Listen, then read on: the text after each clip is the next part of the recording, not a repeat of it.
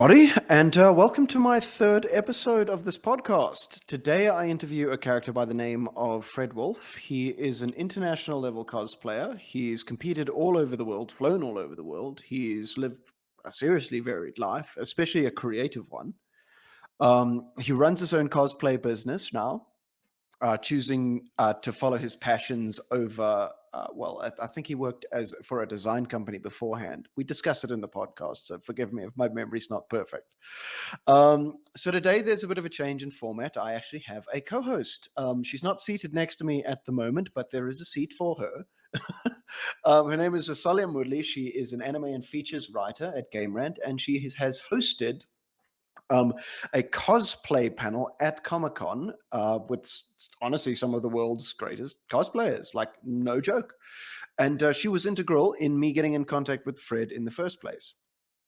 In terms of the nature of the conversation, we go all over. We talk a little bit about, obviously, the focus is on cosplay. That is what Fred does, right?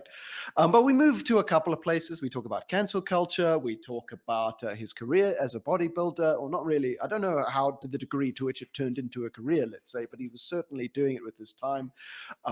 Coming out of school, which I just thought was pretty interesting. He was in a cover band. Ultimately, the guy has led an incredibly creatively led laugh, and I think it comes across right now. Okay, a couple of technical things to get out the way. Because we did this thing remotely, I think there's been a bit of there's been some technical issues, right? Because obviously the quality of the stream that we get is going to be dependent on both of our internet connections and whatever the hell the CCOM cables are doing that connect Mauritius and South Africa. Now, as a result, I think things have come off a little bit more pixelated than I would like, and there was a bit of a delay between the feed. Now, occasionally that leads us to interrupt one another, but I think we definitely learn and start to realize it as the podcast goes on. So please bear with that. You might find that frustrating. Um, Otherwise, that's pretty much it, guys. I hope you enjoy the podcast. Fred's honestly has been like an incredible pleasure to work with, and I hope you guys enjoy the podcast as much as I did making it. As usual, like, comment, subscribe. That means that I can do things like getting better camera equipment, as well as setting up more complicated things like having client-side recording, essentially. All right. Cheers, everybody. Thank you for watching. Hey, man. Welcome to whatever the fuck this is. It's the tagline of the show, basically. Yeah, it's becoming it. Thanks so much for joining Thank you us. so much. Thanks for having me, actually. I really appreciate it. Yeah, no, absolutely, man. Would you like to just take a little moment and introduce yourself, just sort of like a broad level? Like, what do you do, man? All right, so I'm Fred Wolf Cosplay from Mauritius. I'm professional cosplayer and professional judge as well for cosplay contest. And I also run like a cosplay business here in Mauritius, so that's what I make a living out of, and that's pretty much it. Wow, man. Okay, yeah. So, Sals, you had a couple of questions. Would you like to start it off? Yes, sure. Fred, nice to see you again. Pleasure's mine. So, all right. So the first question I have for you is that you're coming live to us from Mauritius right now. So Yeah. Mauritius is not a big place. It's a small island pretty much. So what's the cosplay scene like over there? Are you like the only one on the island? Is there a booming sort of geeky community over there? What's it like over there, man? Well, nowadays I would say that it's a blooming community. We must have around 100 cosplayers, active cosplayers, I would say. And we do have multiple events now, which used to be like just one event per year back then when I first started, like 13 years ago. But it has grown a lot. And we also try to implement cosplays into other stuff now. So it's not just like cosplay events. You also have like other events that include cosplays, like movie premieres at the cinema and stuff like that.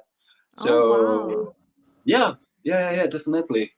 And that's what got me started to finally like launch my own business in it and to make a living out of cosplay.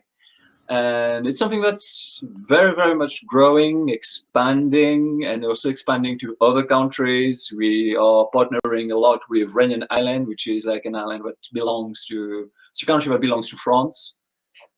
And there's a lot of opportunities building up from that. And we're also like moving further away. Like I've been able to go to France and do master classes there for cosplayers and stuff. So I'm just trying to like bring more people and work with more people. We're bringing more people from other countries here as well for events, just like you guys do with your guests and all. And yeah, something that's really growing, really blooming right now. Like a couple of years ago, if you asked people here, hey, have you ever heard about cosplay? Like people would be like, no, not really. But now at least like 50% of the population have encountered a cosplayer somewhere.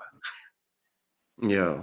So what went in, like, so I've started a small business myself, and one of the things I've really been struggling with is just, well, for one, it's having to like reconceptualize how you approach the world. You know, I think university or whatnot prepares you to be an employee, you know?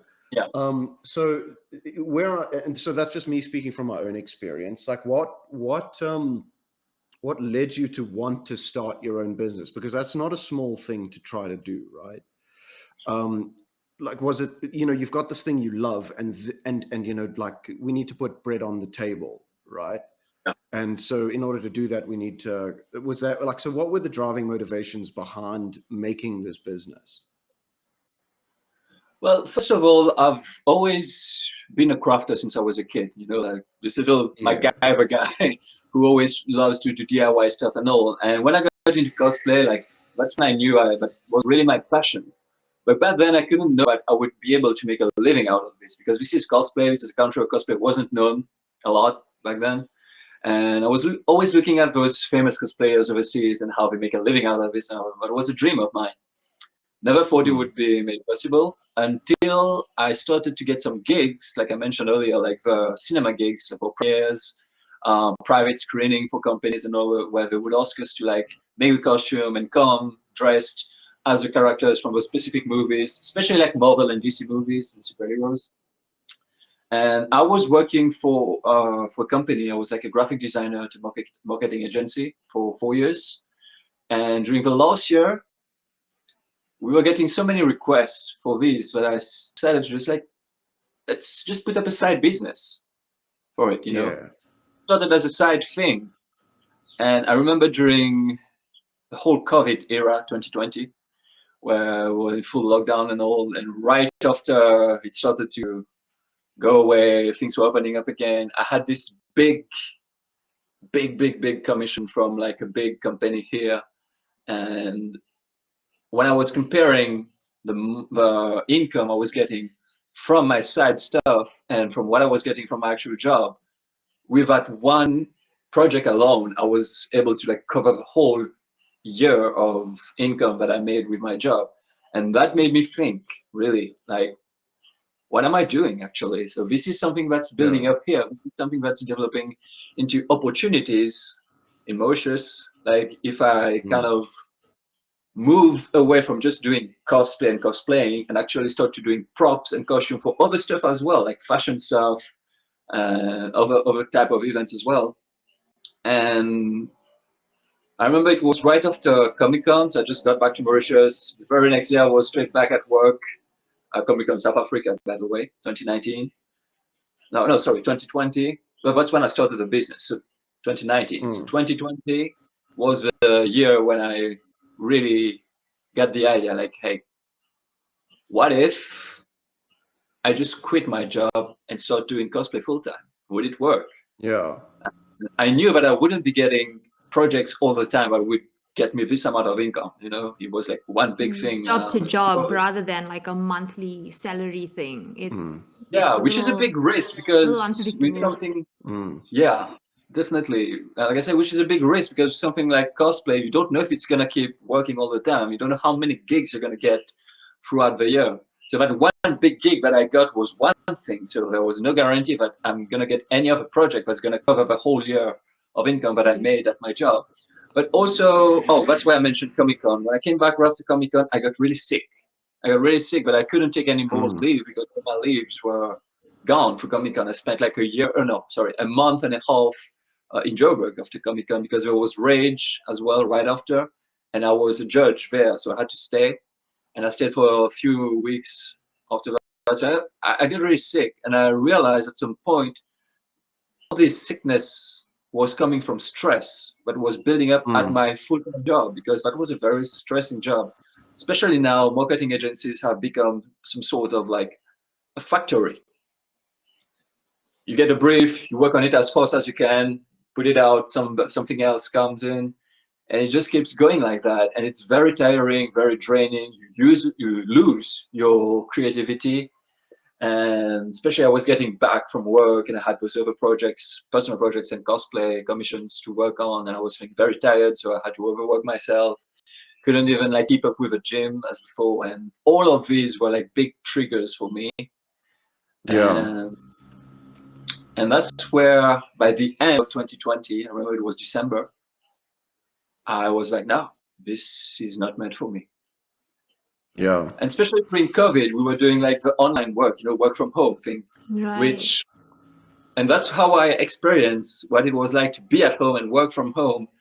And I was like, yeah, I don't want to go back to an office, like 9 to 5, or it was 8:30 to 5 or something like that, and just come back home completely tired. And I was like, no, I need to try, I need to try and Yeah. like poke the devil, if it's gonna work or not, but I'm gonna do my best to make it work. And now I can say it's been like almost 3 years since I quit, and I'm happily making a living. I'm a free man. I can fly to any country wherever I want, and also this is amazing. Like that's how I like swap from having a Yeah, full-time man. job to cosplay.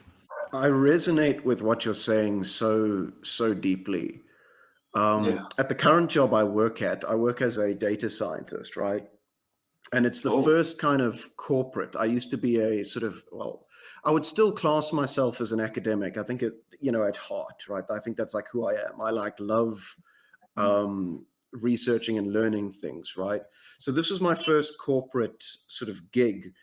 And one of the things you spoke about that resonated with me was the risk of running your own business. Listening to those guys talk, the idea for them of just taking out a mortgage on your home and using that to fund your business for like 2 years was not uncommon. And that insane level of risk was something I couldn't imagine having that weighing over my head, seeing. And so that was like my first insight into the level of stress that it takes to run your own business, because you get the freedom, like you're saying, you get the freedom, you can fly places, and your time is your own, which is so valuable, right?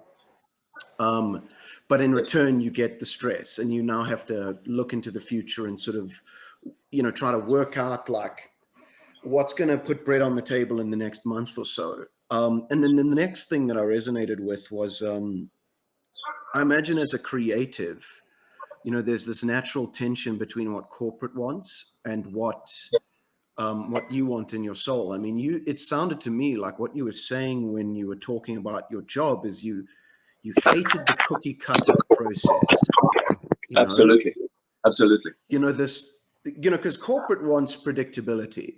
They want a request comes in, then the creatives do their magical creative work in a box, and it's done in like 2 weeks, always on time, so that they can, build the client, and they want predictability because that enables them to like, I imagine it just makes selling the product easier, right? But then as a creative, I imagine that is like death, It is. a small death. So seriously, man.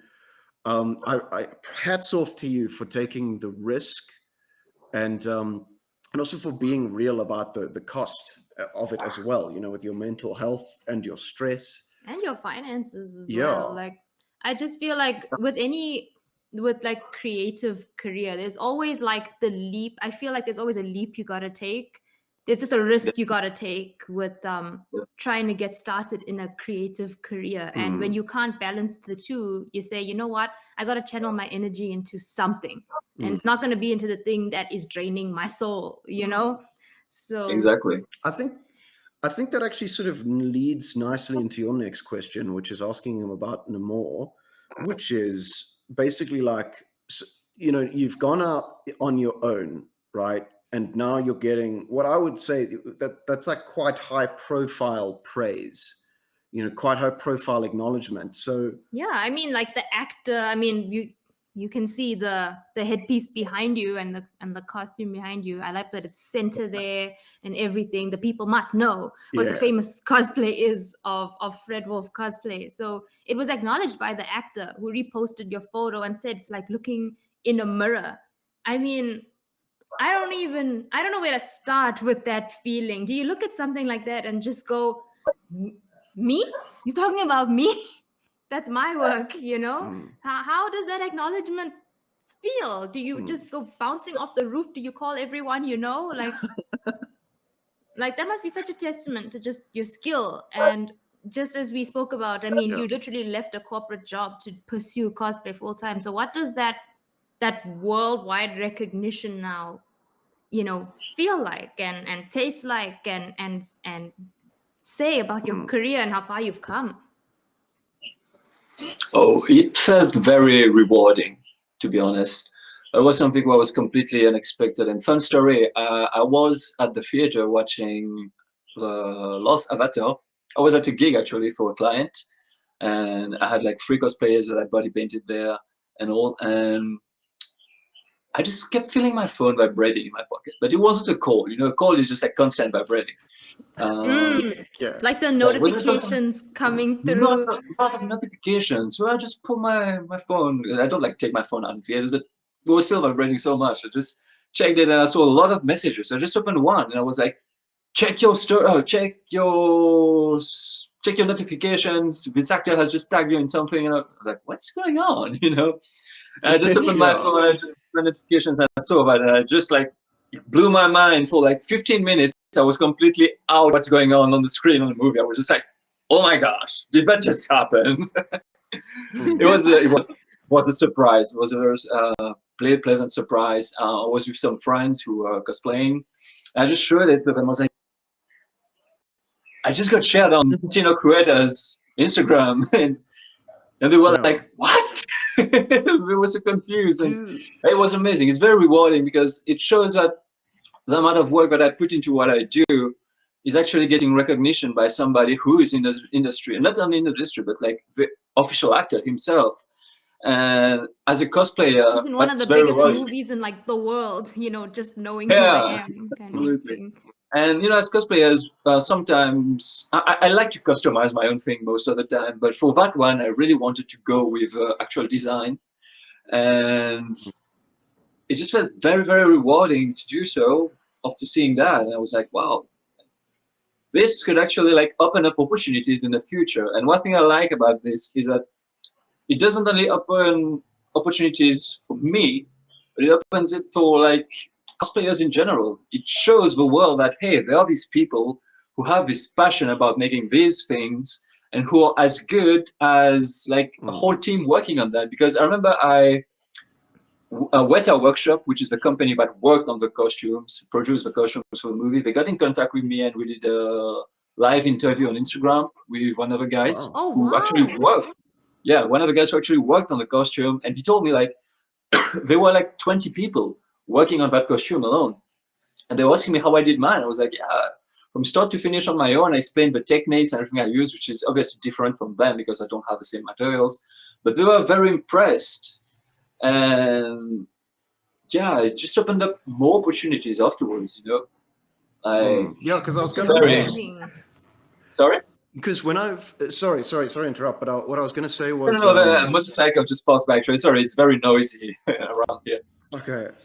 Well, basically, when I've listened to content creators talk about what it's like to go viral, right? And I don't know to the extent that costume of yours went viral, but like certainly getting a lot of recognition. Where they speak about how there's this moment of like furor, right? Like furor. You know, there's like your phone's vibrating, everything's very intense and heightened, but then things sort of simmer down, and what you ultimately get is like a small bump in your metrics, you know. So I guess the question was just asking about, well, has there been a lot of moments where you know, it's this highest of highs, but you sort of have to go back to being yourself afterwards, you know, and Yeah, like, what's that like? I'm not the kind of guy to let it get into my head and just like, become big head all of a sudden. So I was very, very happy about it. Very surprised, very happy about it, obviously. And yes, just like boosted my metrics like crazy. I got like, that's the first time it ever happened. I got like 2,000 more followers in like a week or so. Right. Right, it was Yes. crazy. And then I knew it was gonna die down, and it just felt like a normal thing, because There's a follow-up question I wanted to ask though about yeah, that, right? So you get this high of highs, right? So it's almost like it's a peak in career, right?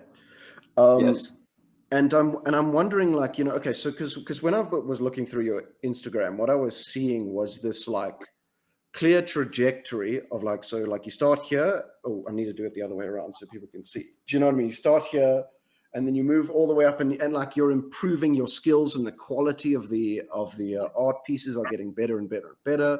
I imagine as you accrue more equipment, as you just get more practice. And yeah, but now I imagine with that comes this pressure, right? Where every single piece has to be bigger, has to be better, has to reach more people. And I struggle with that voice myself, right? It's this voice of improvement. It's useful, but he never stops. He's never happy. You know, it's always on to the next thing, on to the next bigger thing. So do you carve out space for just like, hey, dude, I'm just going to wear a vest for this one?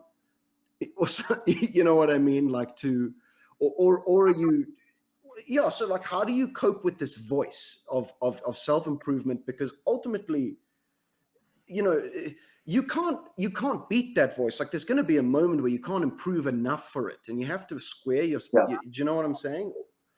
yeah. So how have you approached that when it comes to like, just, hey man, it's okay, this one can be okay, it doesn't have to be no more level, and yeah, so how do you deal with that? Well, I kind of had it beforehand as well, like before the whole Namor thingy, especially after Mm, the cosplays I did for Comic Con back in 2018 and 19. They are like the best cosplays I've ever done. Like my Predator here and mm, Spawn over there, and I mean, it's mm, just like the amount of work that it demands to make such a cosplay. I'm not like gonna be willing to do this every single time. So I will try to keep the unsustainable. level. Yeah, I will still try to keep the level in terms of the finish or the crafting ways to make everything as neat as I can afterwards. But it doesn't always have to be bigger cosplays, because when I pick my cosplays, it's Mm, not based on how does it look. It's more like how do I feel towards the character. Like if it's a character I mm, really like and I want to cosplay it, even if it's not like a very detailed, complicated, or like amazing looking cosplay, I'm still gonna make it, because what I try to drive out from this is self-satisfaction. To do a character that I like to do. So that's my mm, perspective on it. So it doesn't have to be like a big, heavily detailed costume all the time. But obviously, there are mm, things that will carry on from that, from making those builds. And for me, it's just like the techniques, the finish. So even if it's a smaller cosplay, I would want it to look as good as possible, but it mm, doesn't have to be as big or complicated all the time. And obviously, I have coming projects where I want to like mm. push past that and like do better than I did before. But I'm not gonna rush and do it with every single project I get. Yeah. You know what that reminds me of is I have a friend who's a musician, and one of the things he said was we were talking about like what is good music, right?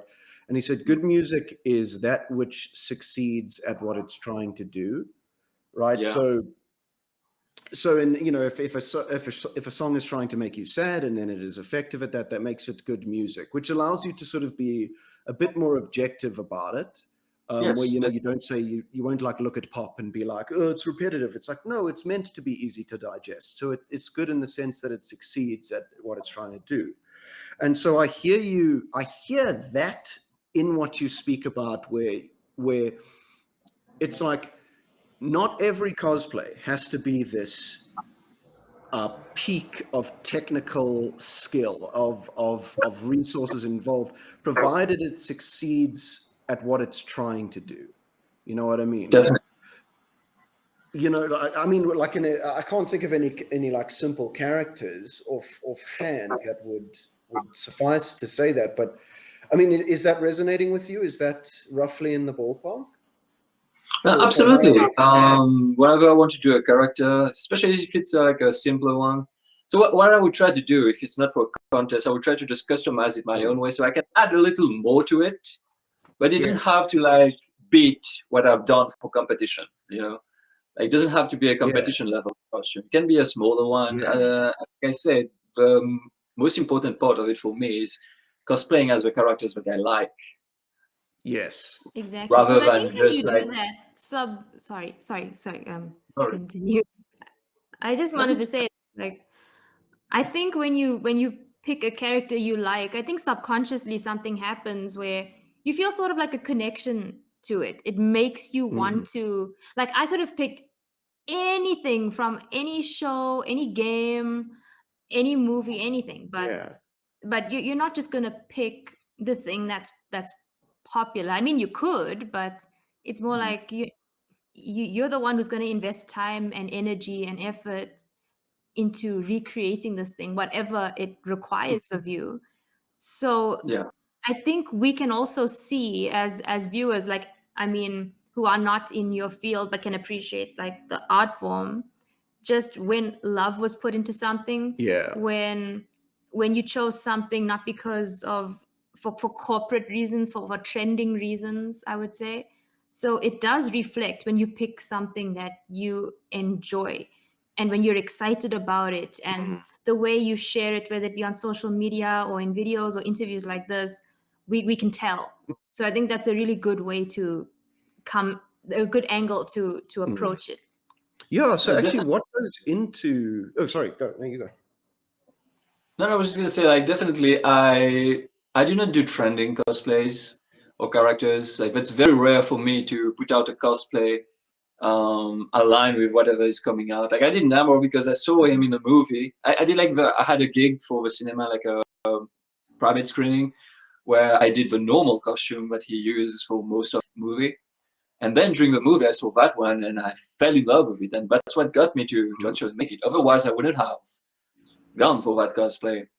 And I can say the same about a lot of the cosplays that I do. What I do is when I work on a specific cosplay, I immerse myself completely into that world. Let's say when I was working on my Prince of Persia for Comic-Con Cape Town, there was this Ubisoft contest there, and they asked me like, "Hey, it would be cool if you do something for that." And so I made the Prince of Persia. That's something that I really love, and I've always wanted to do it. So it was an amazing opportunity to actually bring that to life. So I would just like watch the movies whenever I'm not working, or try to play the games, or listen to the soundtrack, the themes from the music, from the game, and really get immersed into it. And at that time, cannot put the same amount of energy into any other project because I'm completely immersed into this universe. And that's normally how I work. That's interesting. I actually have a question about trending cosplays. Is this something that sort of happens in the cosplay community where, like, I remember when the Netflix show Wednesday came out, we saw an influx of Wednesday cosplays, for example. Marvel movies come out and then you see an influx of Marvel cosplays from whatever movie or show came out. So Yeah. is this something, at least from on like an amateur level, Halloween comes around or costume parties come around or for whatever reason Comic-Con comes around, like I can say for Comic-Con 2023 with the One Piece live action coming out, we There were a saw lot a of One Piece lot cosplays. of Luffy's, a lot of Namis, a lot of Zoros. So but this is obviously again on a more amateur level, but on a professional level, does this I don't want to say pressure, but does this like Incentive. this incentive come out to do what's trending generally, Yeah. or do the more professional cosplayers don't need that kind of incentive? Yeah. Well, it depends because cosplayers, the way they approach it, the way they see it differs. It differs from cosplayer to cosplayer. And like I said, I'm not really a trendy guy unless I'm really into what's coming out. Like, for example, when Fall was coming out a couple of years ago, I'm a huge Fall fan, and so I did the bad guy, which is Go. I think it was last year. But I didn't even do the movie version, I did the comic version of the character. But you could see a lot of those cosplays online. And some, well, for the on amateur level, it's just like those people love those shows, and an amateur cosplayer is not gonna put a lot of work into a cosplay. So it's basically most of the time just clothes that you can just rework quickly or just buy the clothes. For example, for Wednesday, you just need a black dress, makeup, and you're done. You know what I mean? And yeah, some people like to follow the trend. Some people just don't go along with it. I usually don't go along with it. But I find it very interesting though, because like you said, when Wednesday came out, like, there was this huge surge of Wednesday cosplays everywhere on Instagram and all. And I'm not a TikTok guy, but I do know how it works, and I have a lot of friends on TikTok.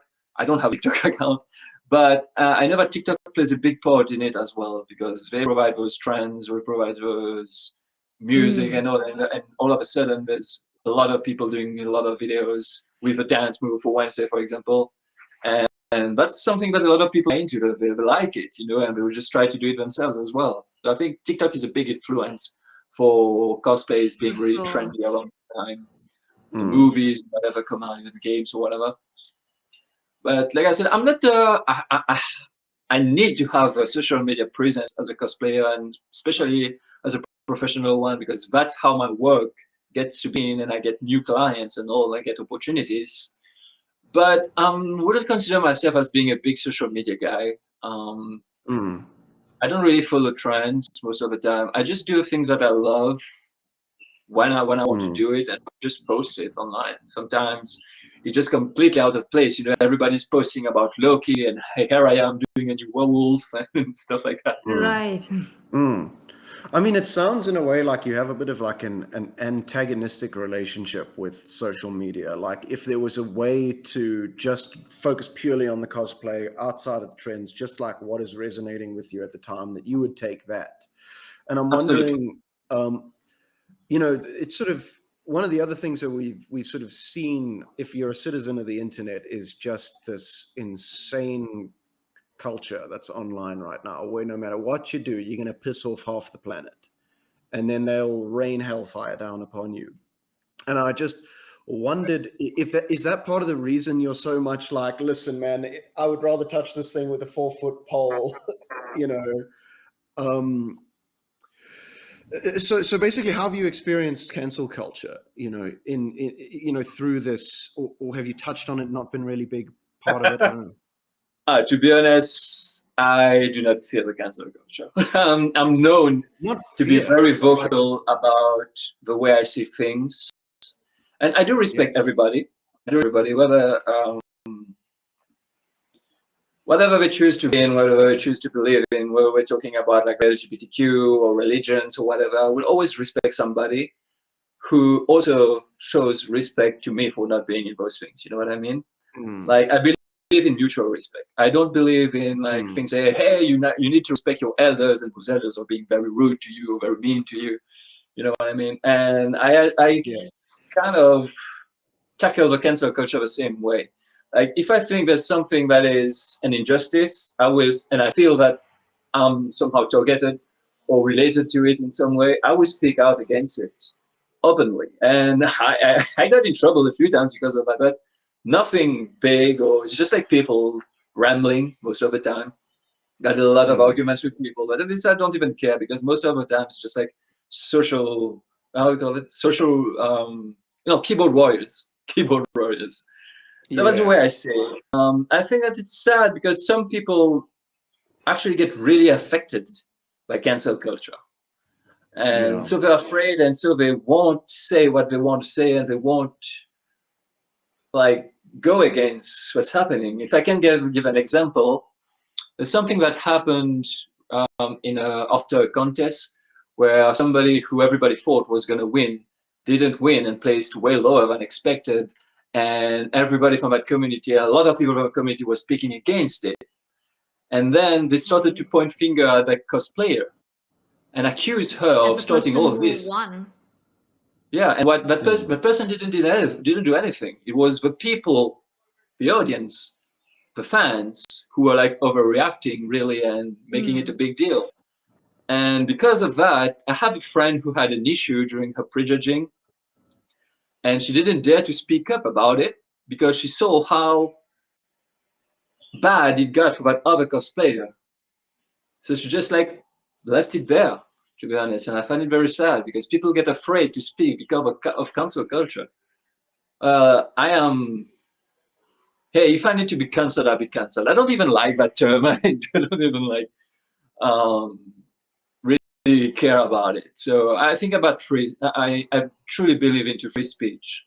As long as you're not actively trying to offend somebody, you're just speaking your mind while respecting other bodies. You know, it's all about the way you tackle things. So you want to say things, you can say it. You don't have to be rude about it. You don't have to pinpoint anybody. Just speak your mind and let it go, let it out. Whatever you want to say, whatever you have to say, because maybe somebody out there needs to hear it. You know, maybe it will help some other people. May change their mind or open the mind to new things, new perspective on stuff. So yeah, I'm not afraid of cancel culture. But it's still such an unpleasant part of it, you know. It is. I think part of the internet and creativity. I mean, the whole social. Go for it. Go for it. Sorry. No, it's fine. The whole of social you were saying. No, yeah, I was just going to ask, like, warriors and all.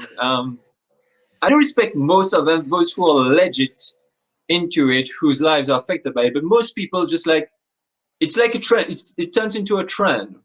When there's some sort of an argument online, it turns into a trend, and everybody wants to jump on board and say they're part of it. And most of the time, these are the people who are, and most of the time, these are the people who are not even affected by it, but are the most vocal about it. Yeah, it's very sad. Yeah. It's very sad because it creates a lot of hate for nothing. End of the day. Do you think that so sometimes I wonder how much of this is caused by teenagers? And I know that's such a strange I don't actually know what kind of a take it is. I just know that teenagers spend most of their time online, and they're also the people who are most susceptible to kind of groupthink. What I mean by that is, like, when you're that age and you're trying to figure yourself out, and Lord knows how difficult that is, you become very sensitive to how the tribe perceives you, you know, and trying to fit in, you know. And I wonder how much of this, you know, like, because people who are in their 40s, let's say, most of the time aren't online. They're, you know, working all day. So it tends to be the younger generation, you know, that's on social media doing this. So I wonder, and do you agree, you know, like, who do you think is doing this essentially? Like, what kind of force is driving them? Because my best guess is basically that there's some sort of overlap with adolescence, time online. It's like, who's got the power here? Yeah, and sort of a weird reversion of how culture typically goes, where, I mean, the online world is such a, I mean, just to talk to that a moment, right? Online culture is such a strange reversion of the way things typically work. Like, if you meet someone who's been doing something for like 20 years, odds are that they're like amazing at it, right? And that person is like higher up the hierarchy. They've got more of the money and they've got more of like the skill. But in online culture, one, it completely flattens everything. Everybody's equal, for better or for worse. And then deeper than that, like, if I'm getting destroyed online, it tends to, like, playing games or so on, it tends to be because, you know, it's a 14-year-old with amazing, like, fast twitch reaction times, etc. So just an interesting, like, strange reversion of how the elder tends to move up hierarchies in the real world, but in the online space, it tends to be the person who spends the most time on it, and it tends to be a younger generation as well. That's my guess, man. And it's also so easy. It's free points. Sorry, go. No, definitely. We just spoke about like the cancel culture and people getting very vocal and speaking about it. A lot of things. Like I said, most of the time these are like teens, late teens, and young adults. The reason I think this is happening is that, you know, teens, they normally go through this phase where they're just like rebels. And back in the day, there was not those online communities or whatever where you could just speak your mind while being in the comfort of your home, protected. Yes. Nothing bad is gonna happen. Behind a screen, yes. Yeah, Yes, and they behind would the never screen. speak to you like that in person, right? Because they would Absolutely not. absolutely get I've been corrected on into the arguments spot. with a lot of people online, and I'm always like, you know what? Let's speak when we meet. And they're like, oh no. Let's do this. Yeah. Yeah. I was something that happened last year. Actually, I was in a big argument with somebody online. I was getting very tired at some point. I was like, listen, you know what? This event coming, you're probably gonna be there. I'm gonna be there. You want to speak your mind? Come to my face to face. Let's have an honest discussion about it. Mm. And they went silent. It died there. Yeah. Right away. Yeah, Yeah. because it just shows the mentality of those people. Like they hide behind a screen to speak whatever goes into their mind, whatever goes through their mind. And they aren't the type of people who will be able to change something in the world. You know, you when somebody speaks up against something, that's somebody who wants to bring change. And when it actually works is when that person will also take that action and put it into take those words and put it into action and try to have an outcome out of it, to change something, to make something better or whatever. But those kids, those teens, those young adults will just like sit behind the screen. Like I said, they are at the comfort of the house, protected. Wherever this gets too heated up problem, they can just leave, you know? So it kind of create this space where they're allowed to just go full blah blah blah, whatever goes on through their mind, whether they're being logical or illogical, is just like it's a very toxic environment, to be honest. Yeah. And in a way, you actually like invalidate their whole argument when you say, okay, let's say it to my face, which in a way, at least this is my interpretation of it, you combat cancel culture that way. You combat people who want to be nasty about your work. It's like, okay, I would have a lot more respect for you if you could say it to my face. And the fact that you won't is like, you invalidate your own attempt to cancel me or whatever. Yeah. Your attempt is a failed one. So that's a good attitude to have. The thing is that I wasn't even being threatening. You know, I wasn't being like, hey, come to my face, let's fight or whatever. No, it was just like, let's have a civilized Let's have a conversation. Face to face, so you explain your point and I explain mine, and we see how it goes. But they are not ready to do that. They're absolutely not ready to do that. I actually met that very same person at the con, and that person would just avoid eye contact completely. Yeah. Completely. As expected. Very easy to be a white knight behind when there's no consequences, right? Yeah. No, I believe in whatever you say online. If you're trying to make a point and make yourself understood by other people, you need to be able to do it in real life as well. Because there's no point in just standing behind a screen and just like angry typing, and nothing's gonna come out of that. This is gonna die down in a few days, and nobody's gonna think about it again. We're all gonna forget about this. You're gonna forget about this. Your life continues. At the end of the day, my career is not affected by this. No, but it's a really good rule. You know, if you can't speak to a person like that in public, don't do it online, right? I don't do it at all. Advice, actually. Yeah. Especially in like your world, where so much of it, where, like you said, social media is such a big part of what you do.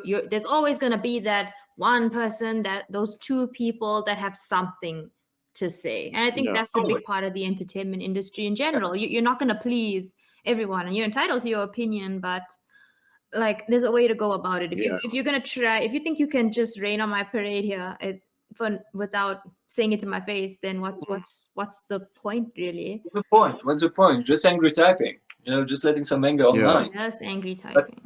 But it's not going to lead to anything good.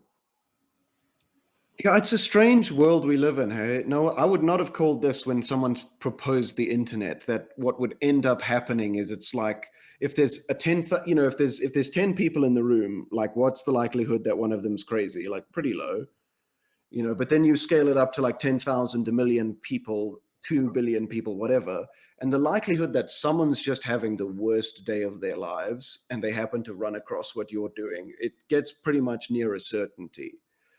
You know, And because that's part of the problem, right? It's because everything is totally accessible all the time. It means that when you're at your lowest, you have access to a tool that will embarrass yourself, essentially, right?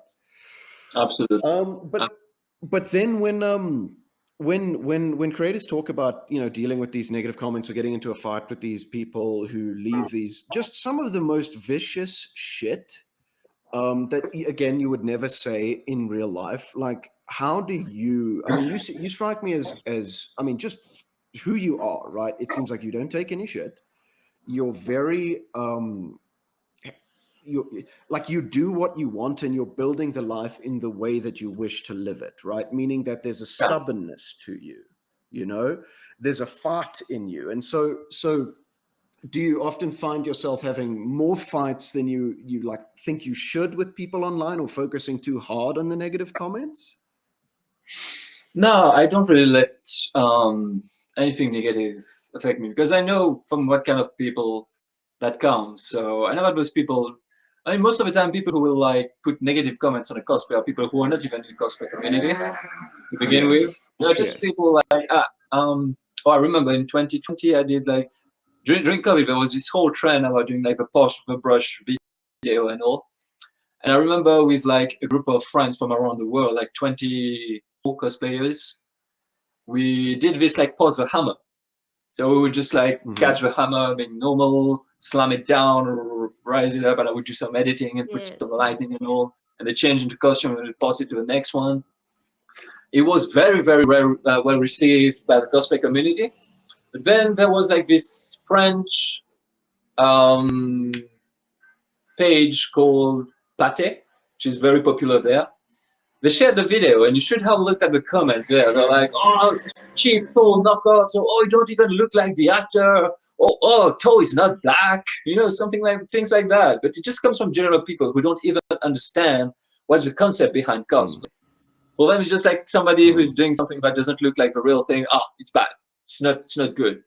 It's not worth it. And where most of us You in know, that video were doing our own thing, our own version, and we were very happy about it. And in the cosplay community, that was so well received. So I don't let you know what those this negative comments affect me. you know what this reminds me of, or what this makes me think of, is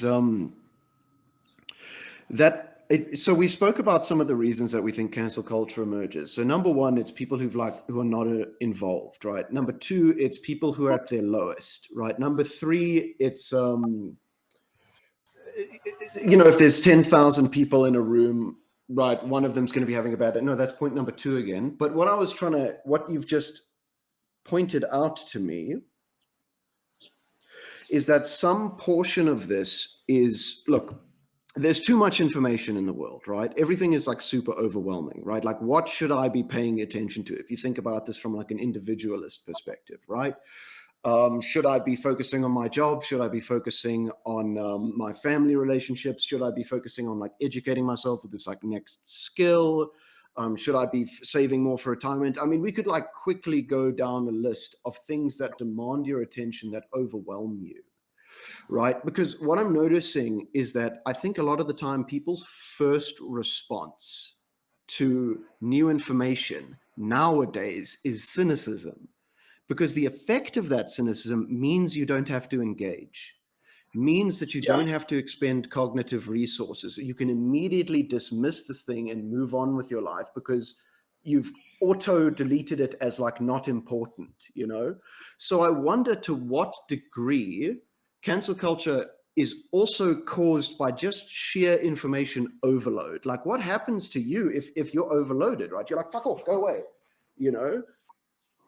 Do you know what I'm saying? With like when too many things are happening, what I see people do when they become overwhelmed like that is they tend to withdraw and push everything else away, because it's the strategy that you should do if you can't process everything, right? that's true. Yeah, That's true. dude, this is and here I am at the end of the ramble being like, how did I get here again?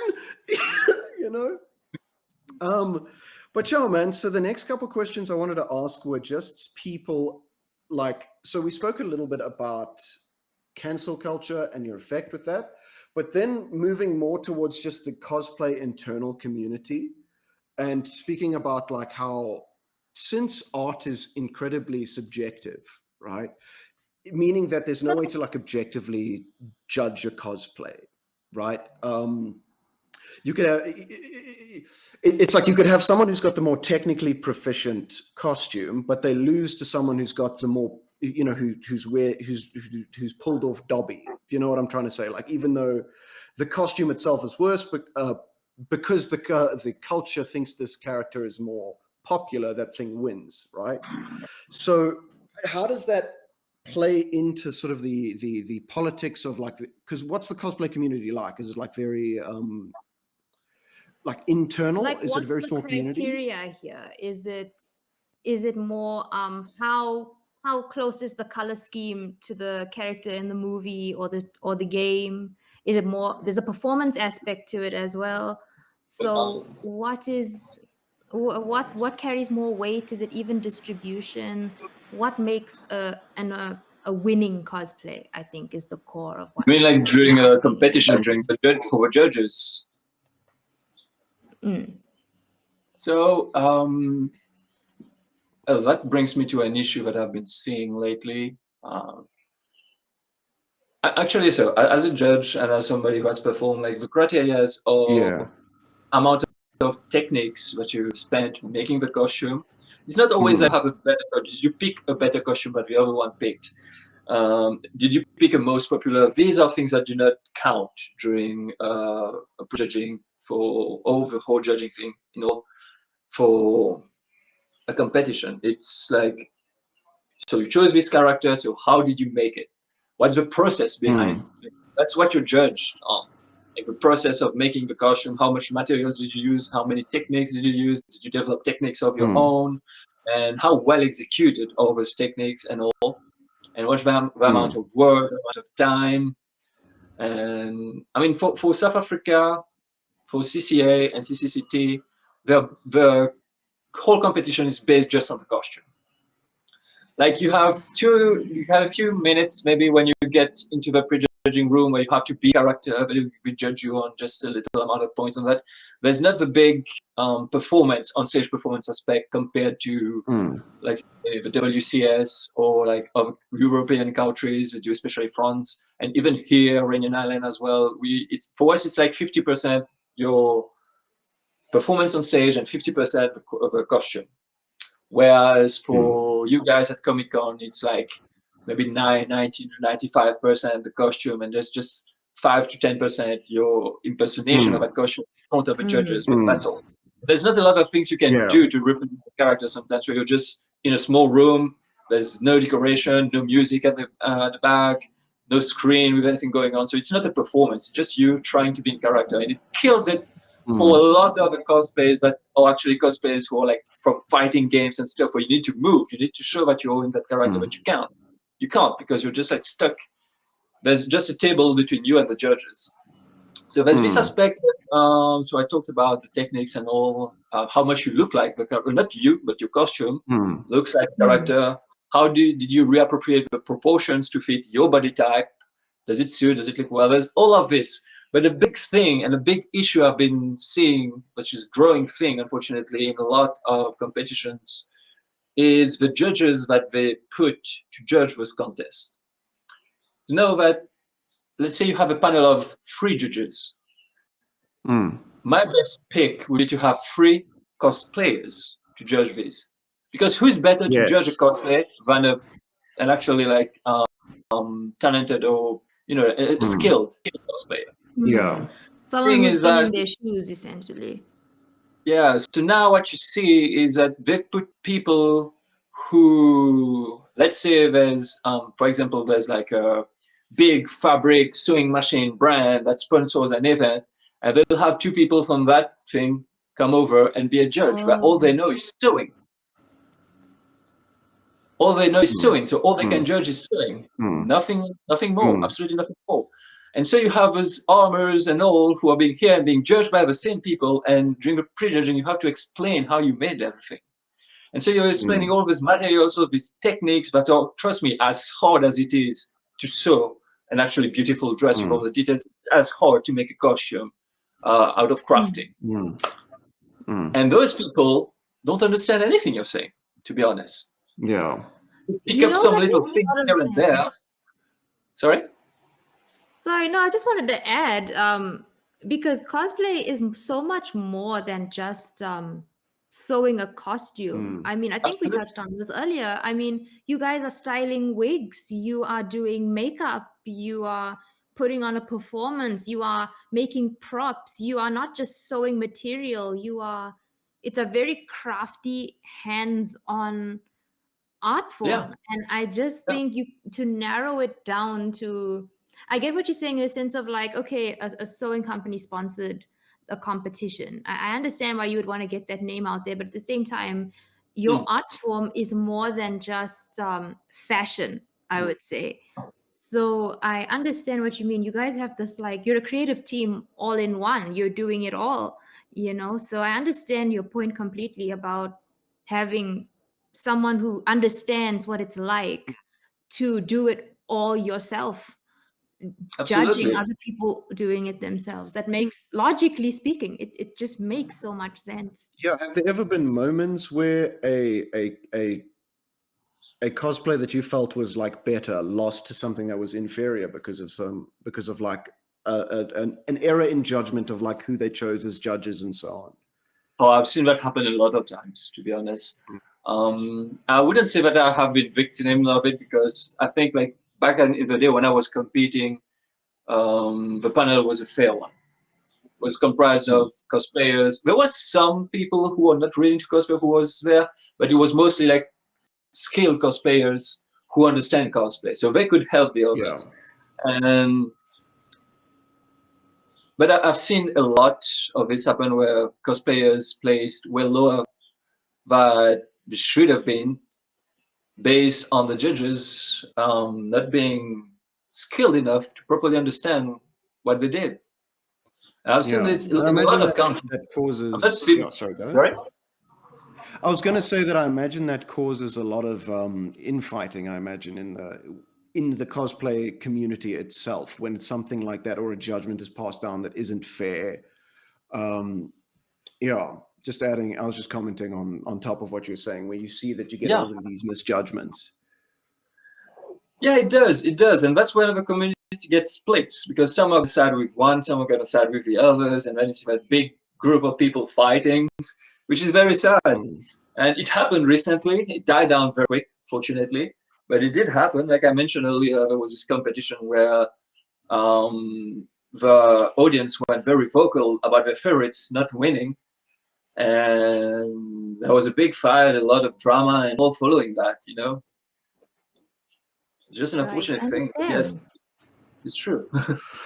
Yeah, so I mean one of the last questions that just because I wanted to move on just to like your career is well, not I don't know, just a musician wise. I know that you also play music and that you did bodybuilding, right? But just before we moved on, I wanted to ask like what the nature of the cosplay community was, right? Because there can be all of this room for collaboration, right? Where like that Thor collaboration you were talking to, where they move the hammer along, that can like elevate the medium. But also you're dealing with a situation where it's resource limited, right? Meaning that there's a finite amount of resources to go around, right? And only some of the cosplayers can get most of the views or most of the jobs and so on.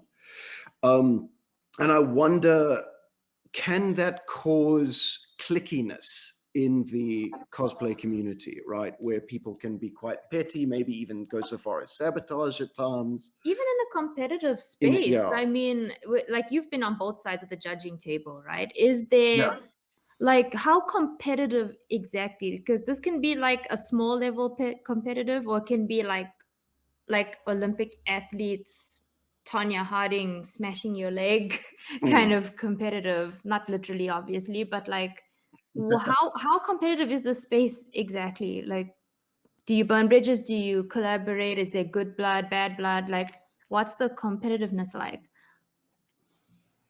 A little bit of both. Are you speaking about Mauritius or in general? In your experience, I think you've kind of done it all everywhere. You're a bit of a global citizen of It's the cosplay. same here as it is overseas. Most of them are very collaborative. I remember in 2019, I had a friend who's like Roxy Cosplay, who was one of the judges, one of the very small amount of cosplayers who were judging last time at CCA. And I should say even one of the only two cosplay crafters who were there. And we were competing against each other, both in masters level, but we were very helpful towards each other during the whole year when we were working on our costumes. We were constantly just chatting, sending videos, sending photos. We would ask each other for advice, for ideas about how to tackle certain problems, and we would just help each other.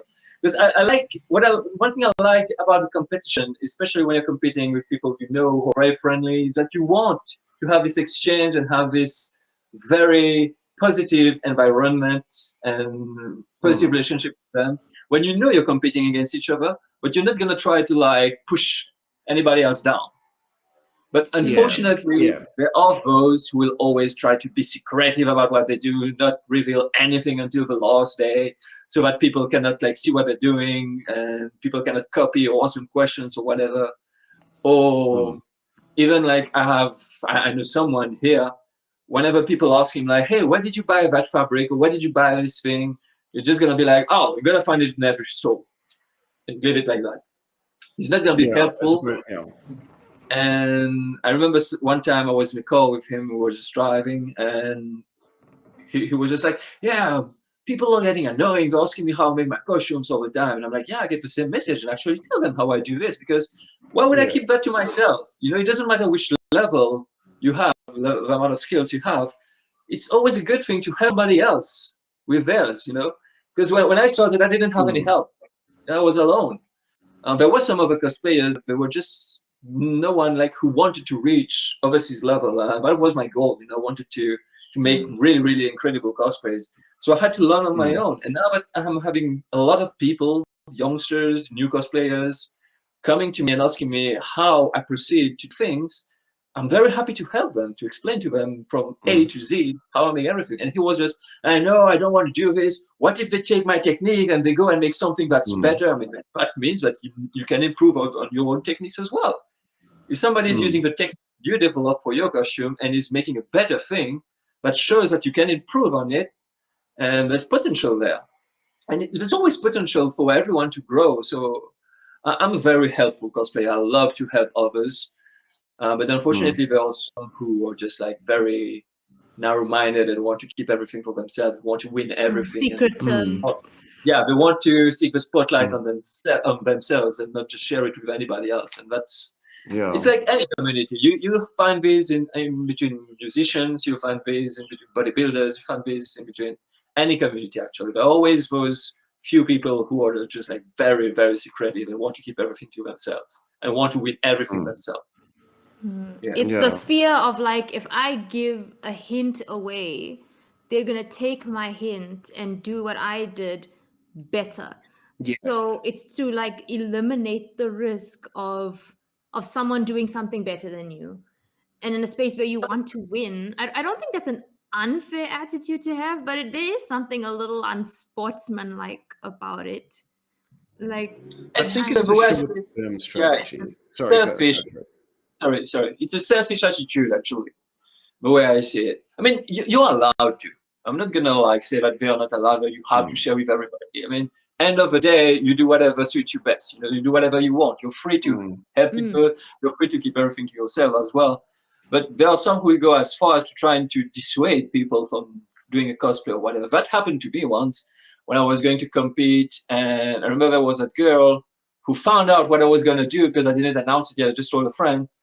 And she was like, "Oh, you would do very good if you do this color, but that one, I don't think it's gonna suit you." It's trying to dissuade me from doing it, and I knew exactly what she was trying to do with that, and it's very sad. But like I said, I'm one who loves to see people use my technique and improve on them, and that actually happened to me.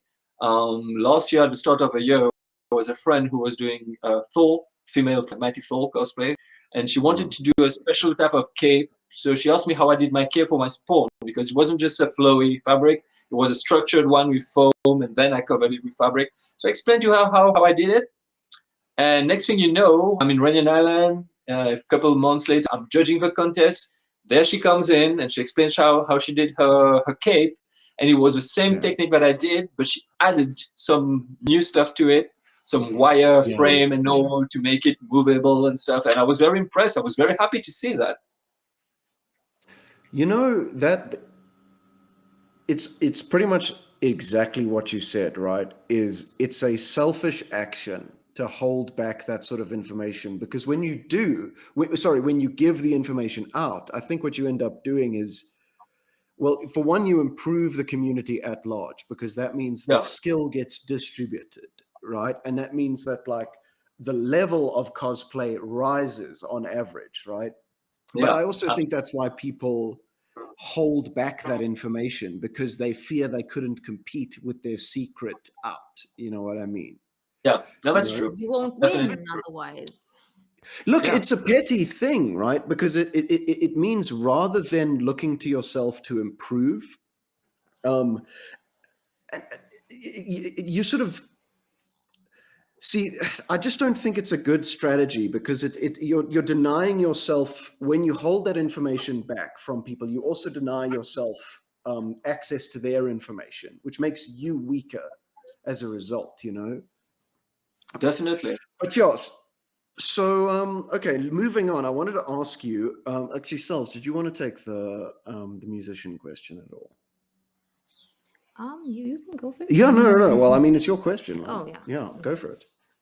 All right. So we've talked about this enormous amount of creativity that the cosplay community has.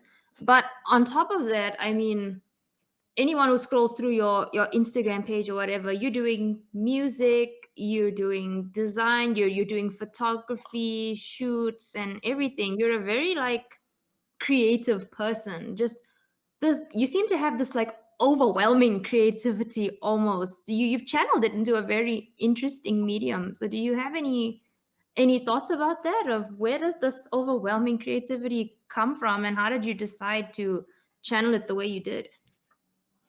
Well,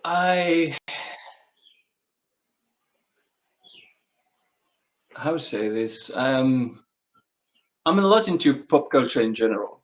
So whether it's cosplay, making movies, and big fan of movies, big fan of animated stuff, big fan of video games and all.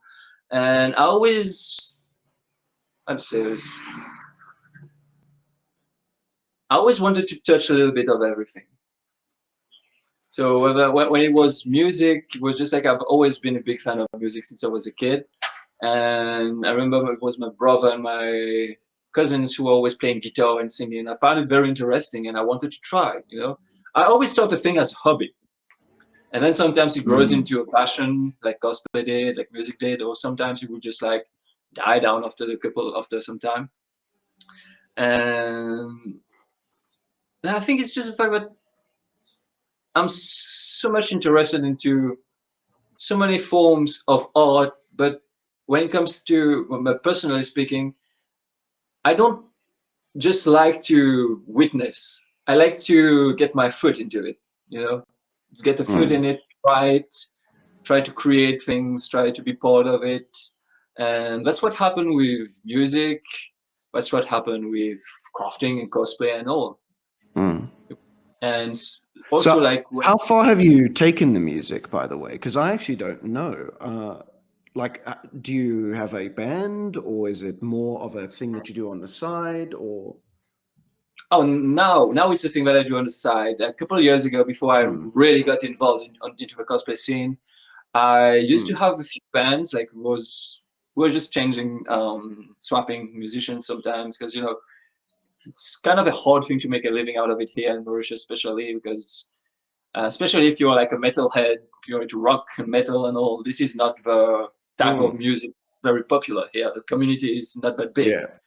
So we would just like form a few bands for special gigs, and we were playing some concerts in bars And so yeah, I used to play a lot on stage back in the days. I'm talking like 13 to 10 years ago.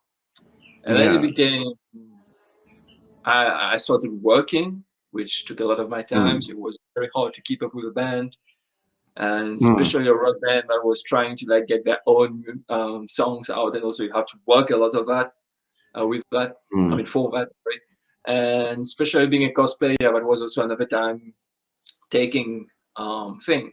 So I had to choose where my career would go. So would I like stay into the musical side or go fully into cosplay? And I picked cosplay because it was like my number one passion, the thing that brings me the more joy, I would say.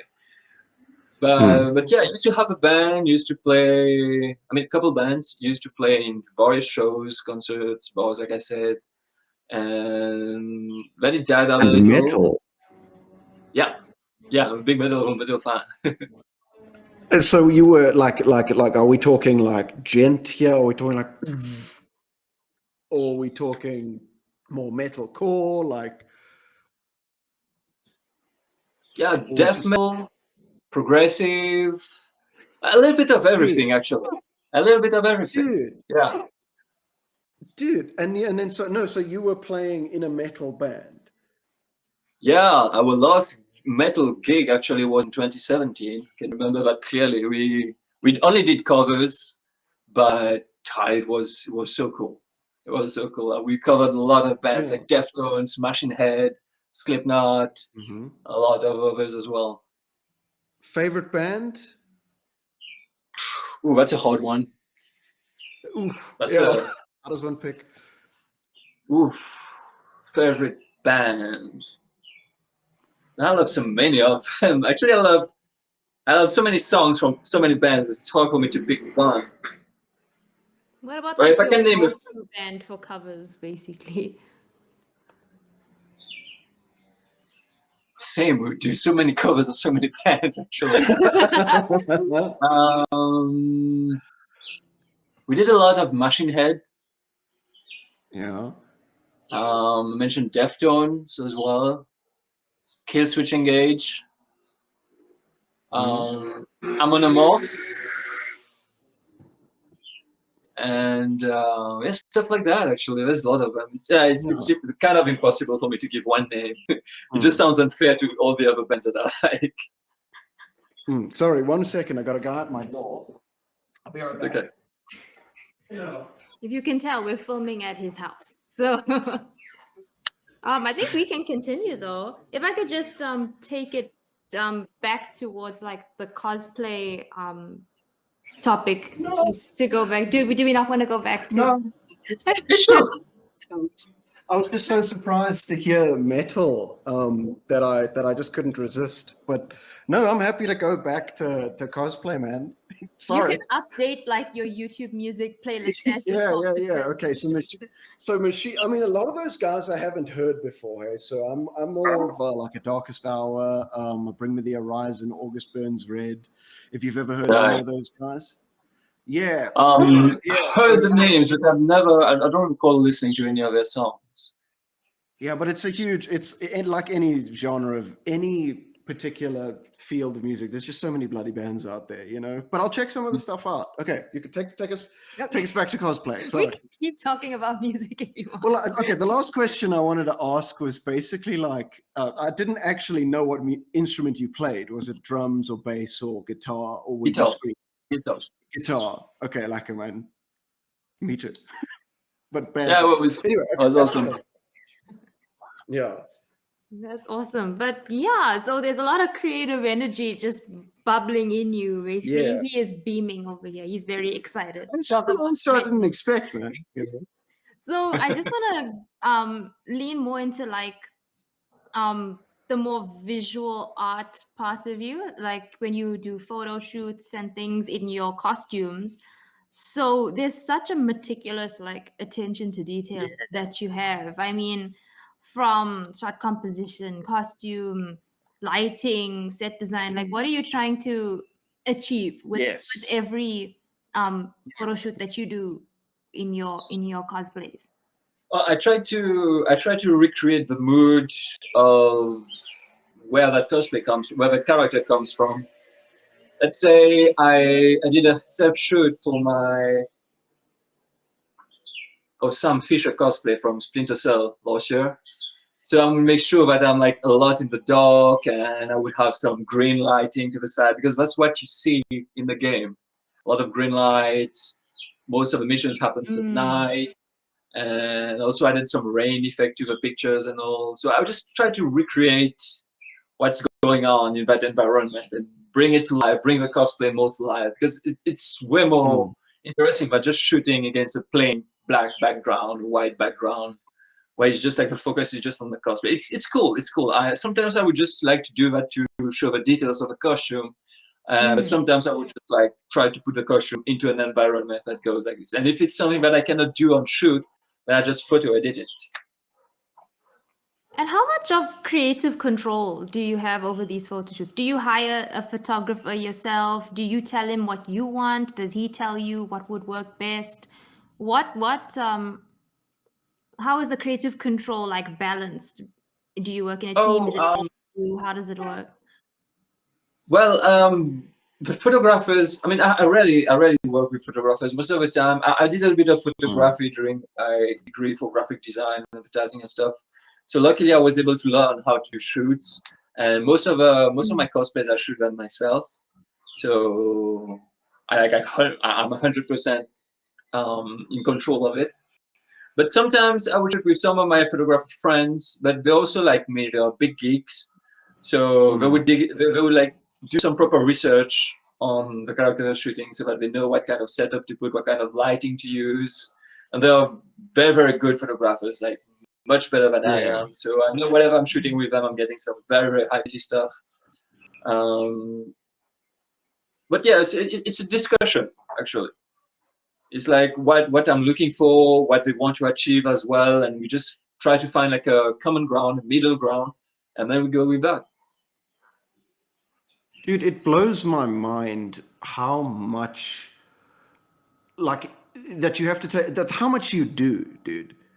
Like, it just in the cosplay itself, right? Like the shot composition, the editing, the Photoshop, the costume creation.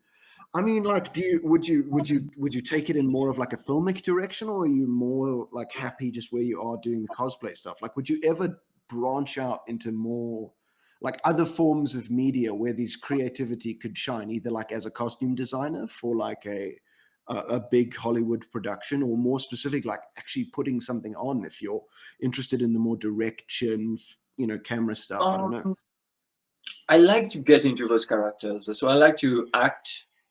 So, oh, definitely, the opportunity appears, I would just take it. Like who wouldn't want to work for like a big name in the US or wherever? Yeah, same. Yeah. Yeah. Yeah. So, well, if I can just be behind the camera, I'll be behind the camera. That's all I can get. But if you give me more creative options, I would obviously try to do as much as I can. Because I love to be behind the camera. I love to be in front of a camera. I love to be like on my desk, editing on my laptop or PC or whatever. Now any of his roles is something that I really like. And sometimes, whenever I have time, which is kind of very scarce lately, I would just try to put some little project together with some friends. Yeah, we just try to do some short movies Mm. where And, either I oh, try to so are you shoot. saying that you have plans to do this, or is that something that you would want to do? Oh, we've done some short movies in the past, like very short ones, 10 minutes, 15 minutes, or just 5 minutes Oh, ones. wow. Just like short videos of a minute where we're just um, creating a scene with a cosplay and acting it and all. I've done a few on my own, especially during COVID since I was bored at home. Did one with Mm. Constantine. I did one Mm. with, I forgot which the second one was. And we actually with some friends and one of my photographer friends, we actually did a proper Predator short movie, which is around 10 minutes. Went to the forest and all and filmed everything. And yeah, but that's To something go a that little I've bit more into doing the here as forest well. thing. Sorry? Oh no, can you go a little bit more into the filming of the Predator? Oh, That little but 10 minute. yeah, so that the first idea was like doing a photo shoot. It's not a big forest. You have just like small green areas here, but it was one that's kind of dense enough. So we just went there for a photo shoot, and we had a lot of time in front of us. So I was talking to my cosplay partner at the time. We were like, what if we just try to shoot a little fight scene? And so we did it, Mm. and we really liked it.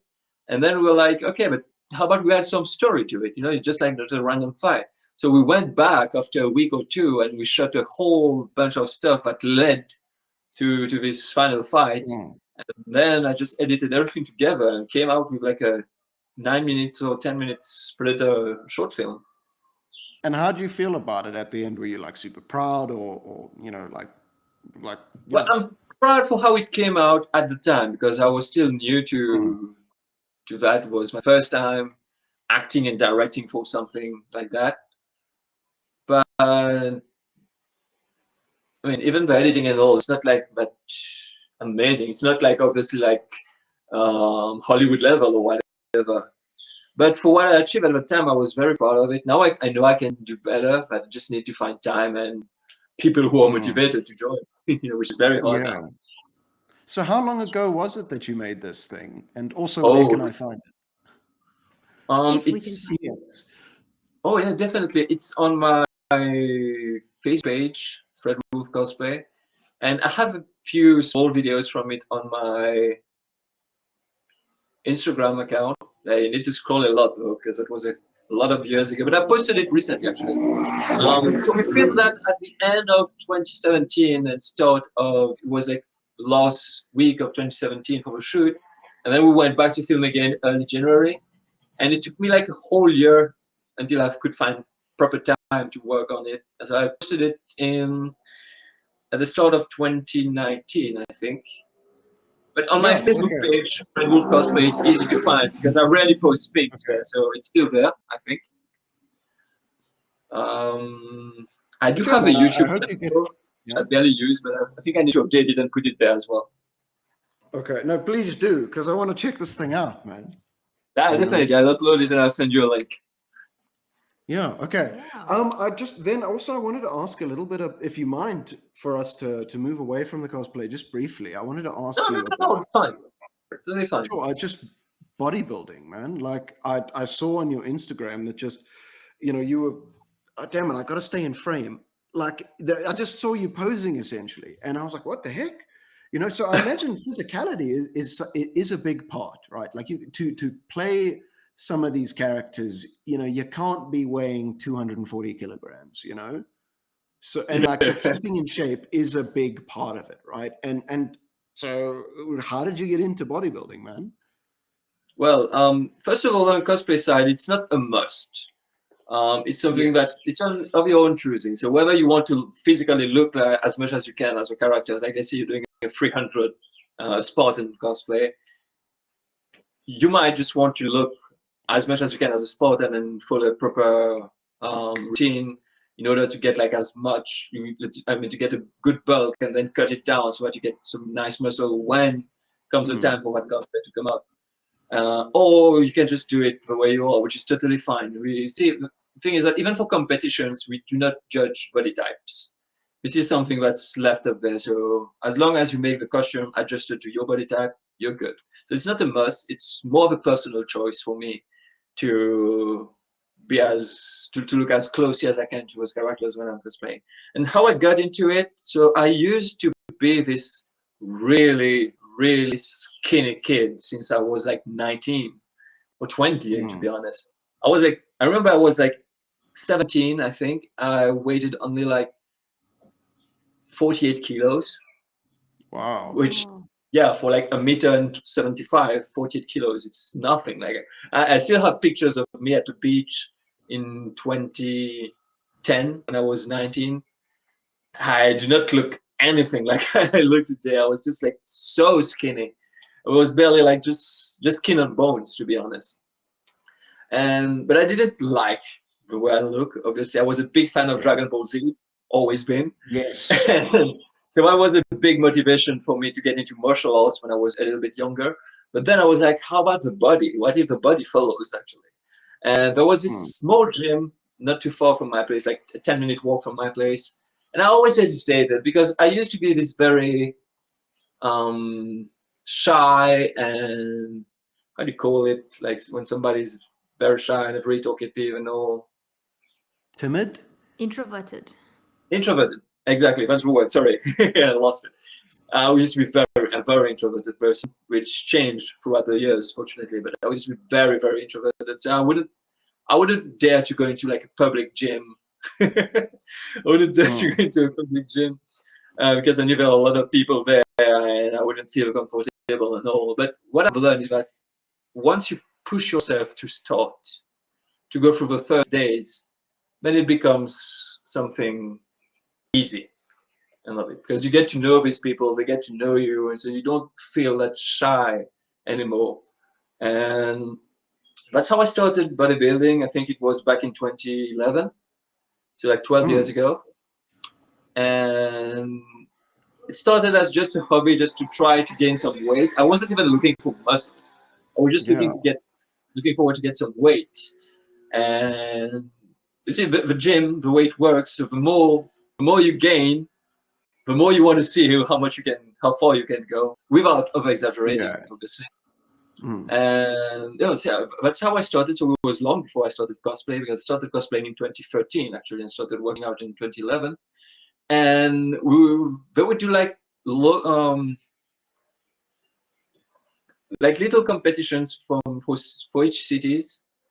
And so the owner of the gym asked me like, "Hey, you've made a decent amount of progress. Would you like to try to compete?" I'm like, "No, I'm not into competing for this. I'm just doing it for myself." And he was like, "You have nothing to lose.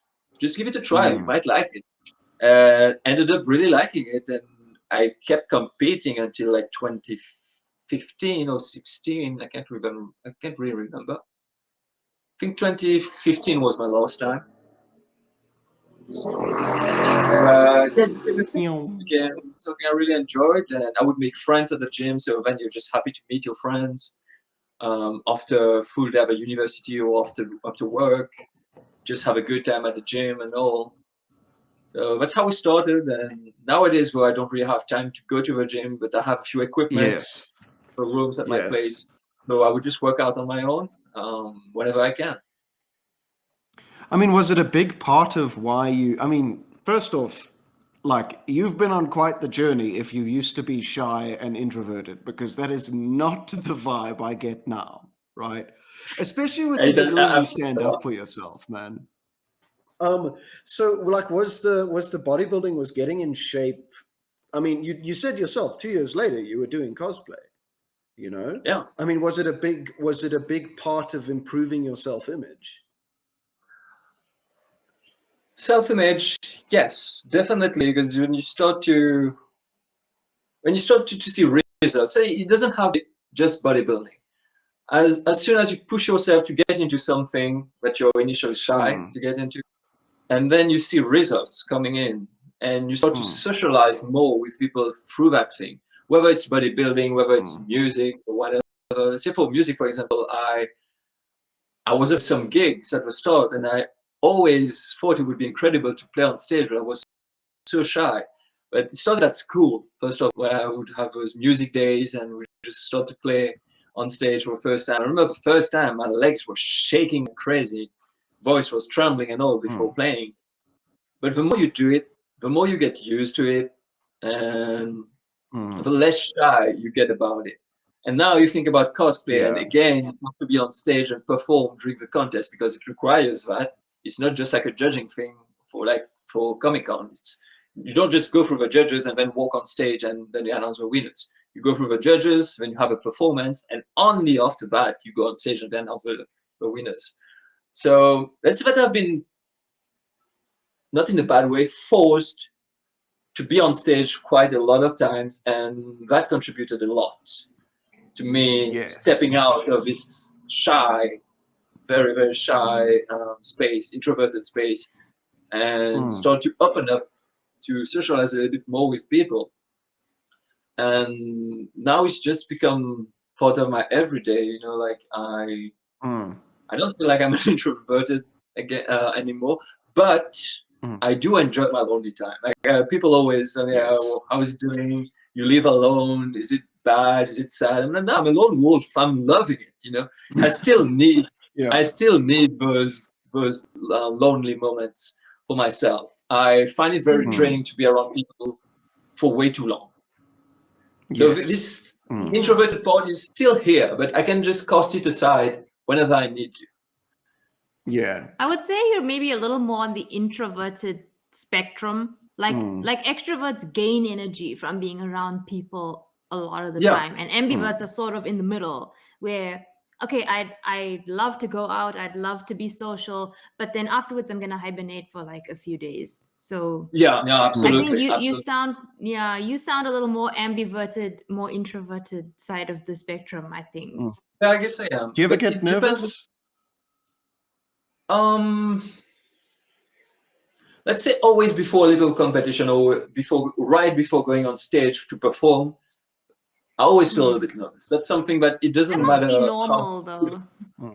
Yeah, because I remember at the start of this year, I did some costume for a very famous singer here. So I was able to be backstage when she was getting ready just to make sure everything was fitting and all.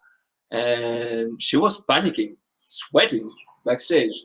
And I'm talking about somebody who's been on a musical scene for like 30 years. I've known her since I was a kid. And it's always the same thing before you go on stage.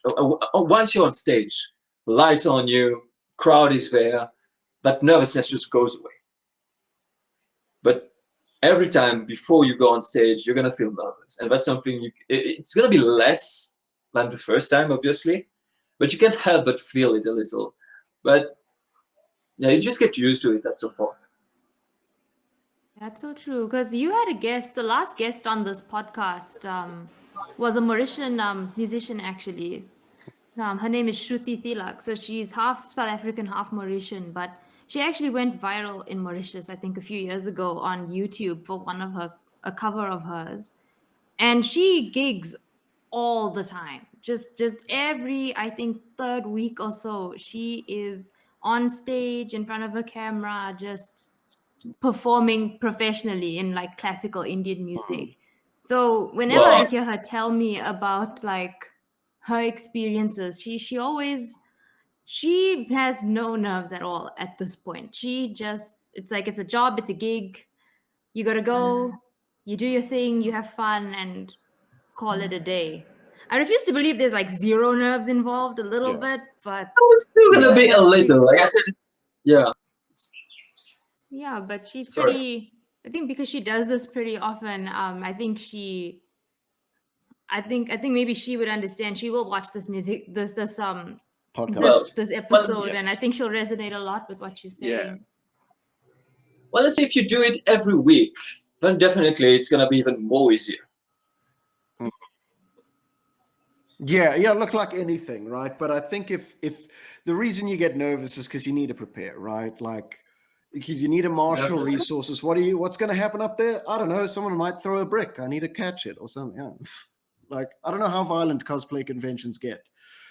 Anyway, yeah, man. Actually, so it didn't seem like with just going back to the bodybuilding for a second, like it didn't seem like because there's bodybuilding and then there's bodybuilding, if you know what I mean, with a guy who's like, oh, I can't quite touch my ear, and I wondered if you were ever tempted to push it that far. No, never. No. Because see, all those people, they are on roids, they are on steroids, which is Yes. something I would never dare to touch, to try to touch on. And even here in Mauritius, like if you, like I was doing those small competitions, but if you actually get into a federation, you want to compete on the big stage and all, you have to go through it. I've seen friends go through it, and I've seen friends quit bodybuilding completely because of it. And I've seen people pass away at very young ages, like 36, 31, because of that.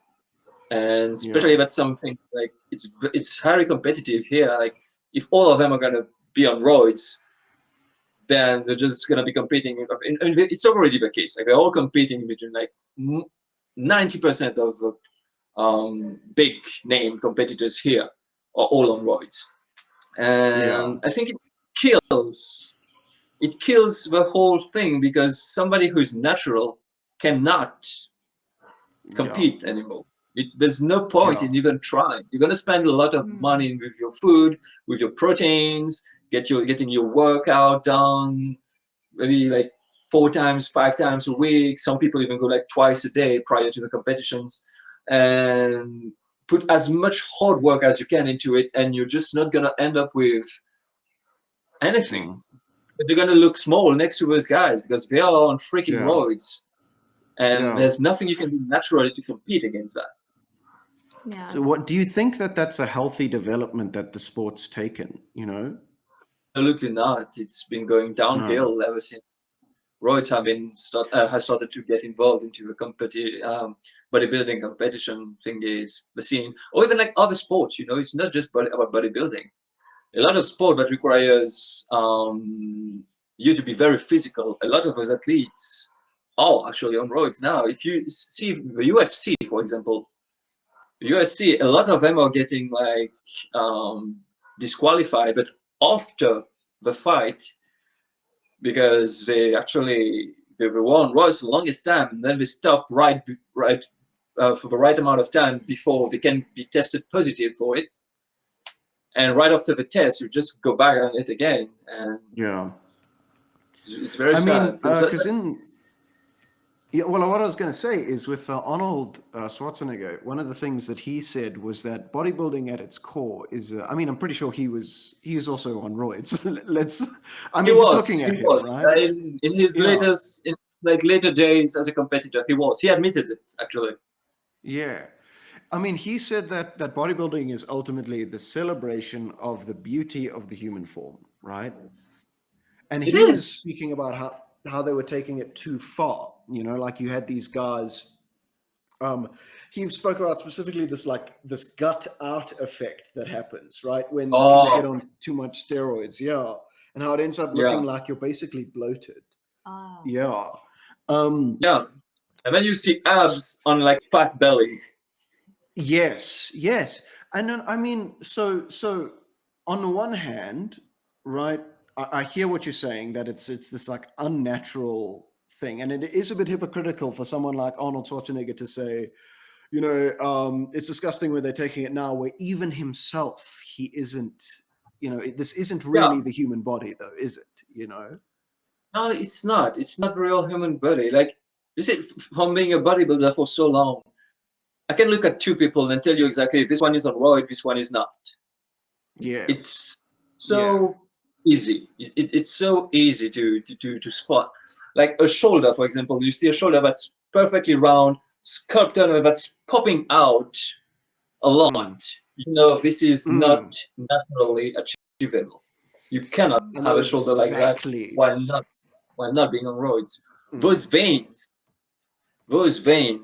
when you can see them pop out completely all over the body, you know this is 100% not natural. And I've seen a lot of YouTubers being like, hey, so I follow this natural workout plan, blah, blah, blah. And a couple of years later, they do a video apologizing to the audience because they've been caught doing roids. Exactly, yeah. And so I've got two questions afterwards. Right? Sorry. The delay, apologies for all the interrupting I've been doing, by the way. The delay between us means that a lot of the time it looks like you're done talking, but you're not. And then, anyway, so just sorry about that, just acknowledging it. Please carry on. No, I was just saying Arnold did it, obviously, unfortunately, but he was still keeping it like at the decent level, you know? He was still trying to look like a human being with muscles and not like those freaks right now. We're just trying to look like Hulk, to be honest.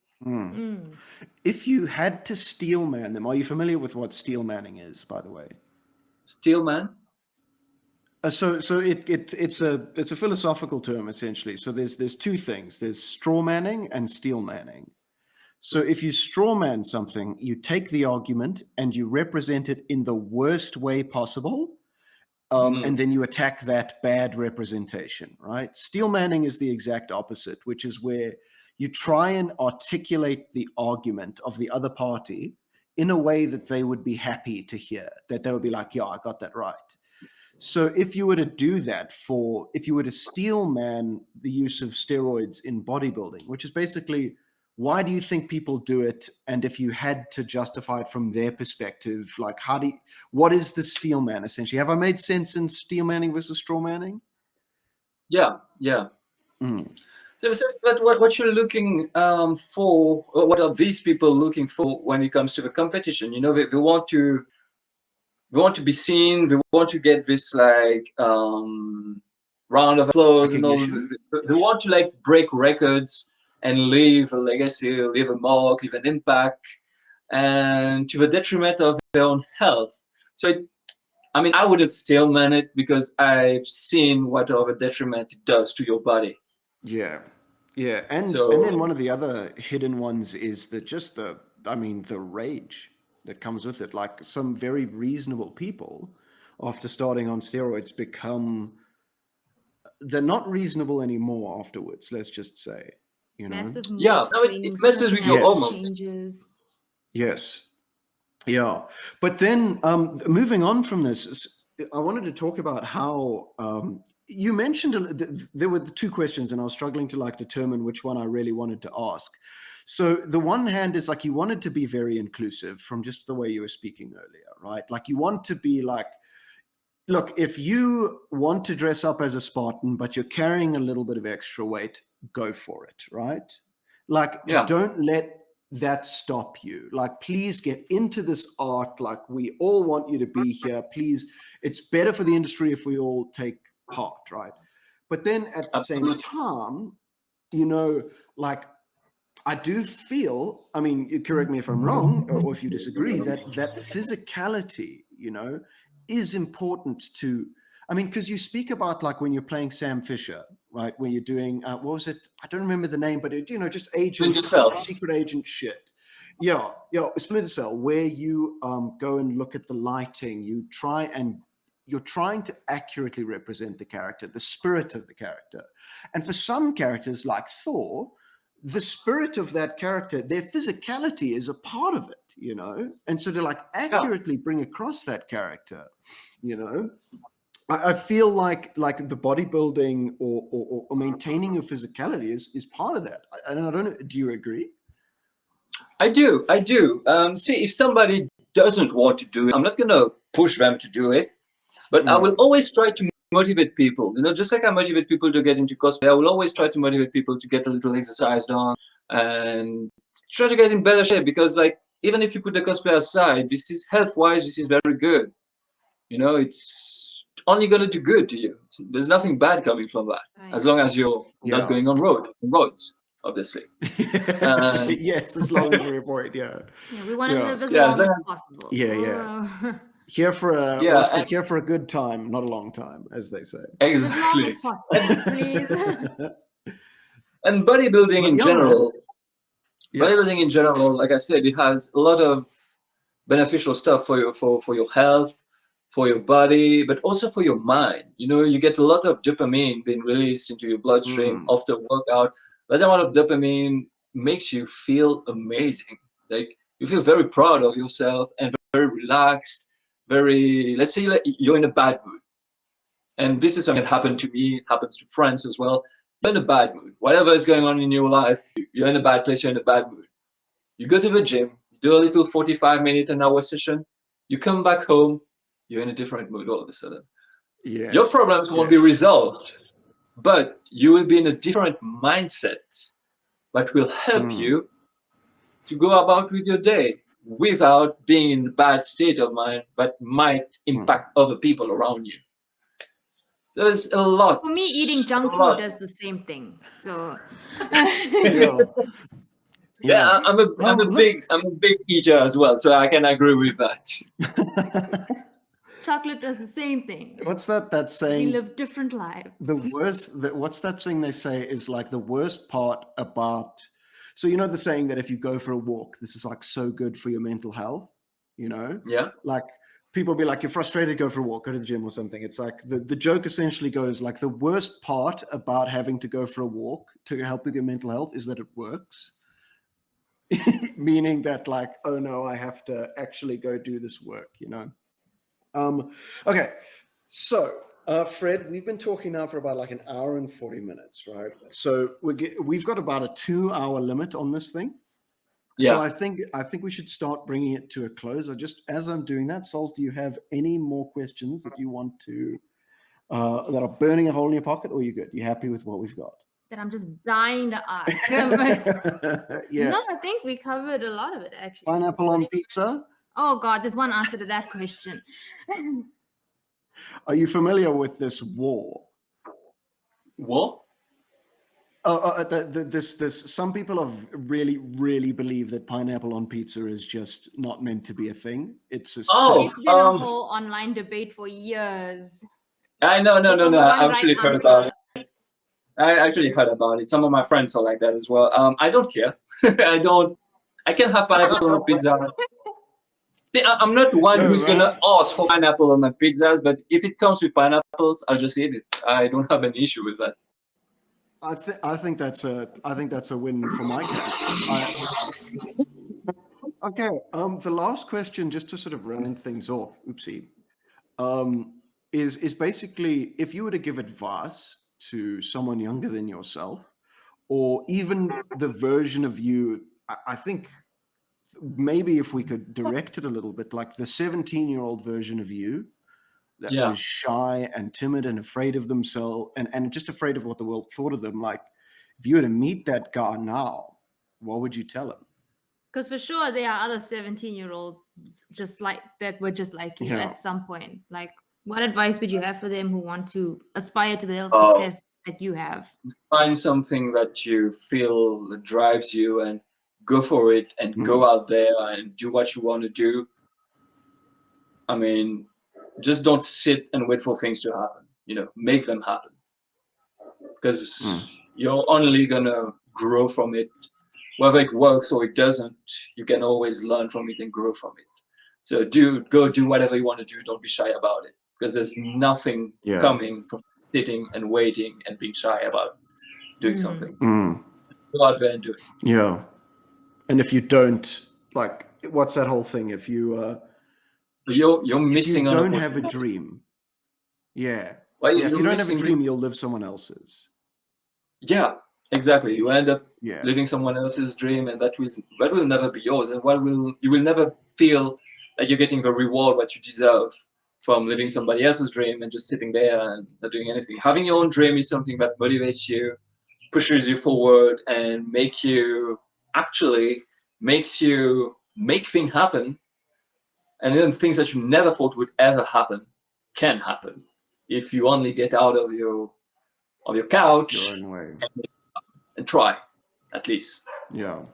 And it's out of a comfort zone as well, I think. I mean, I think the introverted part of you was like, introverts, we kind of want to just, like you're okay staying in like the confines of your room and not leaving and you're happy. But if you step out of, I think you are just the perfect example of this. If you push past what's comfortable and what you're used to, life comes to you because you are coming to it. Absolutely. Like 17 years old me would have never thought I would be there doing what I do nowadays. I would have never thought. Yeah. All right. Thank you so much, Fred. Thank you for having me. Really wonderful having you. Yes, thanks for joining us. Really appreciate it. I mean, you could have been doing anything on your Saturday, but you chose to talk to the pleasure is mine. channel with like 3 subscribers.